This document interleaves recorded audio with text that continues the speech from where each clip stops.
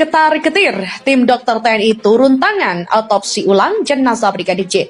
John Sitorus bilang Verdi Sambo lebih baik jujur saja. Pasti rumah sakit mana, tim dokternya pun kita pilih yang senior, sehingga mereka bisa memberikan penilaian maupun misalnya sumbangsih dari segi keilmuan itu lebih maksimal.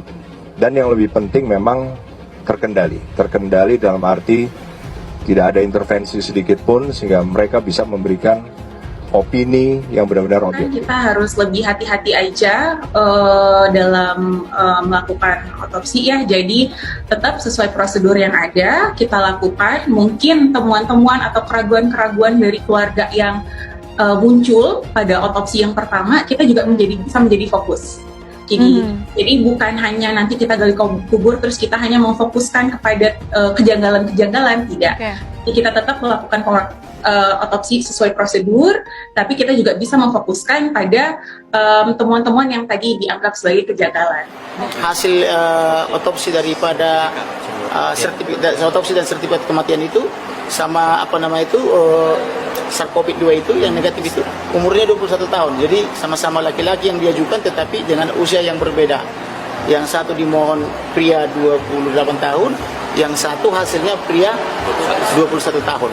Jadi ketika saya paparkan itu memang tidak bisa dibantah walaupun tadi hadir di situ jenderal-jenderal dari Pusdokes, mereka tidak komentar. Pegiat media sosial John Sitorus menyoroti tim dokter TNI yang turun tangan dalam otopsi ulang jenazah Brigadir J untuk mengungkap kasus tembak-menembak antar polisi itu. Kuasa hukum Brigadir J Kamarudin Simanjuntak mengatakan bahwa tim dokter dari 3 matra TNI akan dilibatkan dalam proses otopsi ulang jenazah Brigadir J. Menanggapi hal ini, John Sitorus menganggap bahwa saat ini para Jenderal Polri ketar-ketir. Ia juga meminta Kadif Propam Nonaktif Irjen Pol Verdi Sambo untuk jujur dan terbuka soal peristiwa adu tembak di rumahnya yang terjadi pada Jumat 8 Juli lalu. Sebelumnya diketahui, Mabes Polri memberikan izin otopsi ulang jenazah Brigadir J atas permintaan keluarga korban.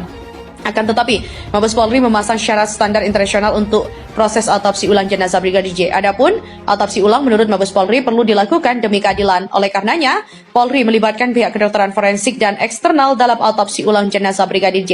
Sebab hal ini juga perlu dilakukan para ahli dan juga yang berwenang. Kadif Propam Irjen Pol Dedi Prasetyo mengatakan, pelibatan pihak-pihak eksternal ini adalah agar hasilnya sahih dari sisi keilmuan dan juga semua metode.